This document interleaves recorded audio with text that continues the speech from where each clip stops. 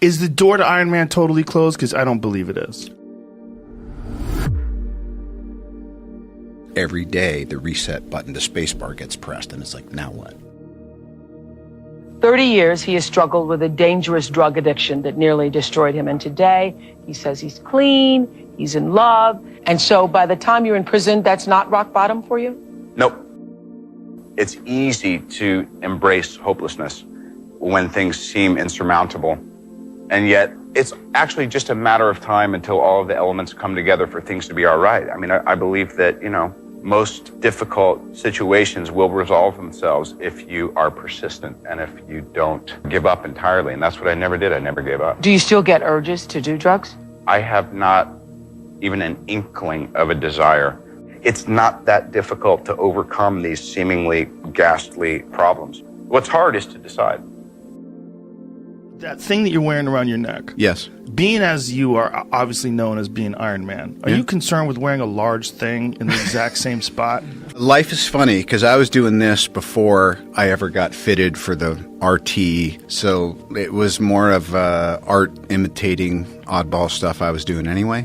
Even more interesting because maybe you were born to be Iron Man because Iron Man obviously had that.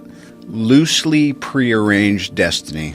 And what's incredible is how far afield you can go from it and still find your way back. This concept of things just sort of falling into place. I'm a big believer in that too. What is that though? Is that you getting out of your own way? Isn't that 70% of it? Yeah. Yeah. I'd say it's 70% maintenance of what can I do to do my part to stay out of the way. And then the other part, I always think of it as like this little super thin, invisible thread.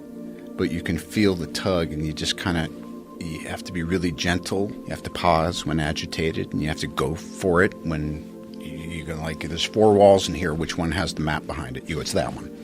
And you knock down the wall and it's there, Yeah, what is that though? That's a... Synchronicity? Yeah. Intuition?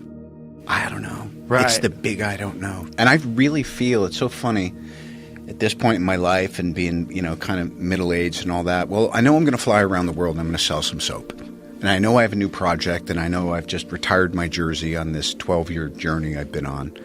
And how do I want to start? And it came up, how would you like it? I go, yes, that's exactly what I'm going to do.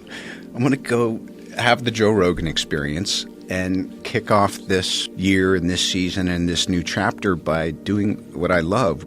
I think part of the reason I'm still so interested, not just in life, but also, getting to do what I do, is I'm a fan. I love movies. I love creativity. I love music. I love culture.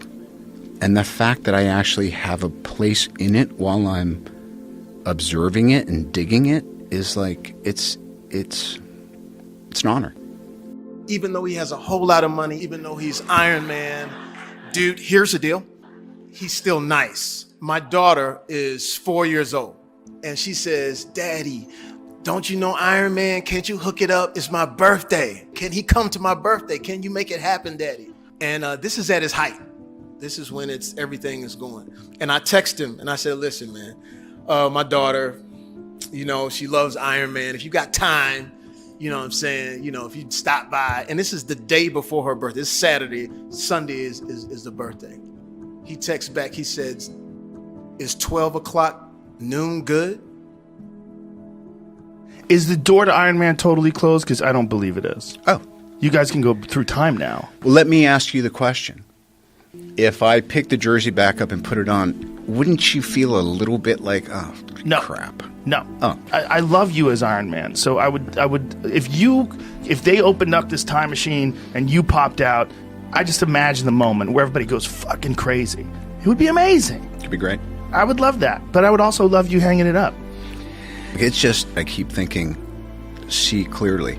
And it's difficult because I feel like we all just get buffeted by feelings and ego or fears or little, chips of resentments or intuitions that are tied to something maybe higher but you think is out of your reach or whatever. So I need to be kept right-sized because I can easily fall into self-seeking and depression and self-pity and judgment and all that stuff. It's kind of It's a bit of a default, but I spend enough energy and I've had enough help over enough years to actually just say, oh, that's just awful, destructive behavior.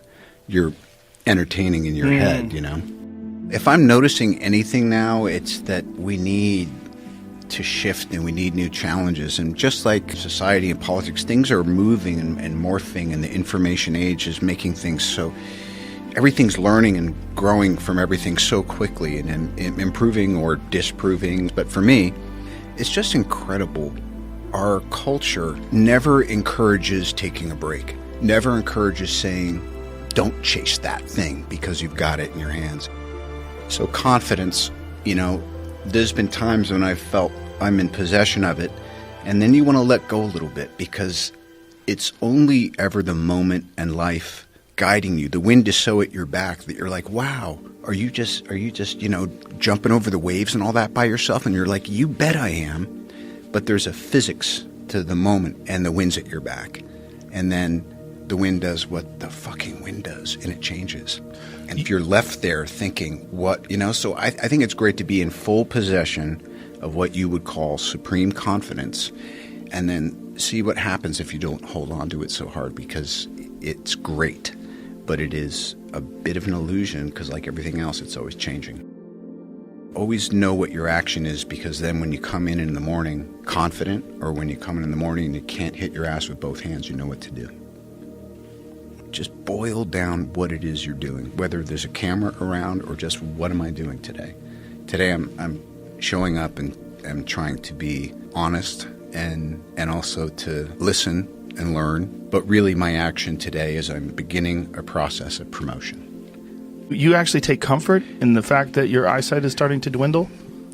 You want to chase it, but what I appreciate is you know where you're at by what you're able to retain if you fight for it, and the things that are going no matter what you do. Sometimes it's about, I don't need to try to use something to hold on to everything. I want to pick the 5 or 7 things that I definitely want to hold on to, and I want to watch the rest of it go in and out with the tides.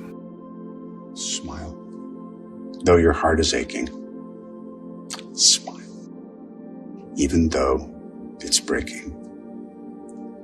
When there are clouds in the sky, you'll get by.